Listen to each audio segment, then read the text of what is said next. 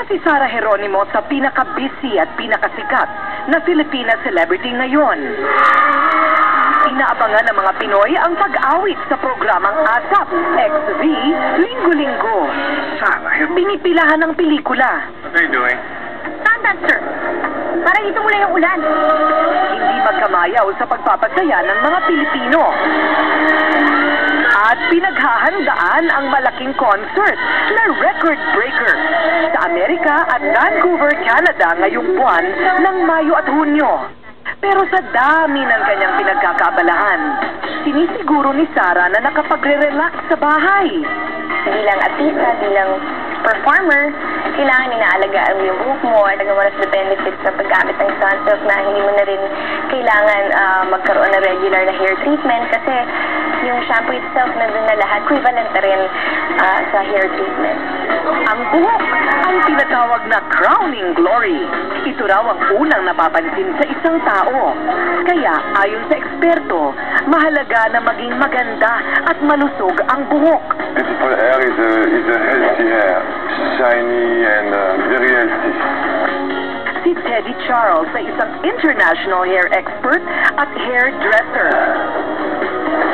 Ayon kay Teddy, iba raw ang hibla ng buhok ng taga-Europa sa buhok ng mga Pilipina. When I see ladies like in Philippines, I always feel so many times dark black hair, and virgin hair is always strong hair. Nang magkakilala si Sara at ang hair expert, napansin nito ang magandang buhok ni Sara at pinayuhan pa ito kung paano pa ito mas gaganda.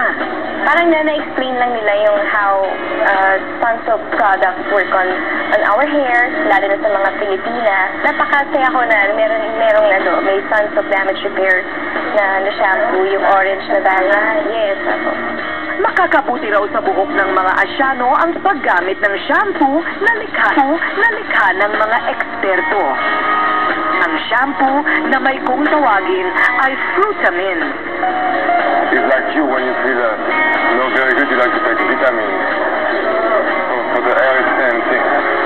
At dahil mainit din ang klima dito sa Pilipinas, sa pagligo at paglabas ng bahay, simple lang ang tip ng expert sa pag-aalaga ng ating buhok. My tip is to use my shampoo and my conditioner.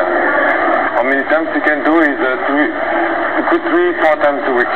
I see so many ladies who use the umbrella because the UV will damage your hair. And when you do a shampoo and conditioner, when you condition your hair, it's from the dryness. Dryness comes from the scent. Kaya si Sara, kahit halos wala ng oras para magbabad at mag-relax sa salon, aba, kapansin-pansin na laging maganda, kumikinang at malusog ang kanyang crowning glory.